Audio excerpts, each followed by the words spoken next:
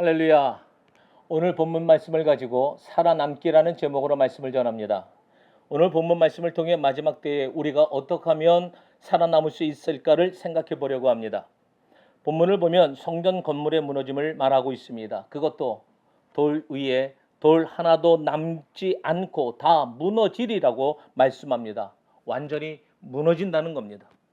성전은 이스라엘 백성의 마음을 상징하였습니다. 그들이 성전을 눈으로 보는 것보다 더 놀라운 것은 예수님의 말씀을 들은 것이었습니다. 2절 다 같이 읽습니다.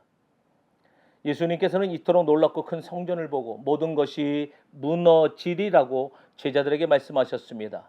예수님은 이미 너희 집이 황폐하여 버려진 바 되리라고 바리새인들에게 말씀하신 터였습니다. 그리고 성전은 무너졌습니다. 예수님은 세상에서는 너희가 환난을 당할 수 있다거나 세상에서는 환난을 당하는 사람들이 있다고 말씀하지 않았습니다. 세상에서는 너희가 환난을 당한다라고 확실하게 말씀하고 계십니다. 그때 예수님께서는 확실한 세 가지 말씀을 우리에게 전하십니다. 세 가지 확신을 주시고 계십니다. 첫째, 예수님은 승리에 대한 확신을 주십니다. 13절 말씀 다 같이 읽습니다. 예수님은 성공하면 구원받는다거나 세상에 우뚝 서면 구원받는다고 하시지 않았습니다. 견디면 구원받는다고 말씀하십니다. 다르게 표현한다면 끝까지 버티면 끝까지 가면이라고 할 수 있을 겁니다. 예수님께서는 우리에게 이 같은 확신을 주십니다.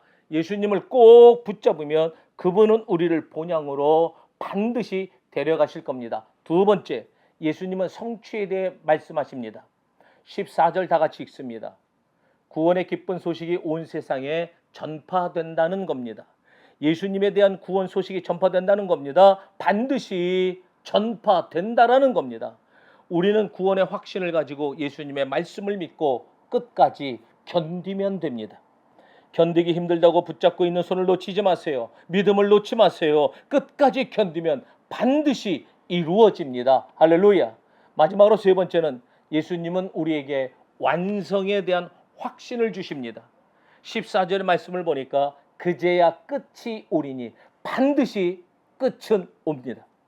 데살로니가전서 4장 16절에 주께서 호령과 천사장의 소리와 하나님의 나팔 소리로 친히 하늘로부터 강림하시리니라고 말하고 있습니다. 그날에는 다시는 의로움이 없을 것입니다. 외로움이 없을 것입니다. 다시는 눈물 흘리는 일이 없을 것입니다. 다시는 사망이 없을 것입니다. 다시는 슬픔이 없을 것입니다. 다시는 시련이 없을 것입니다. 다시는 고통이 없을 것입니다.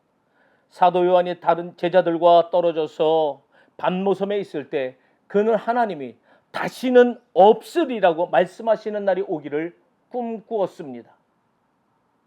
말씀을 마치려고 합니다. 오늘의 환난을 이겨내세요. 지켜내세요. 그리고 주님을 구원을 바라보세요. 하나님은 지금 우리를 보고 기뻐하실 겁니다. 주님을 꽉 붙잡기만 하면 살아남습니다. 할렐루야.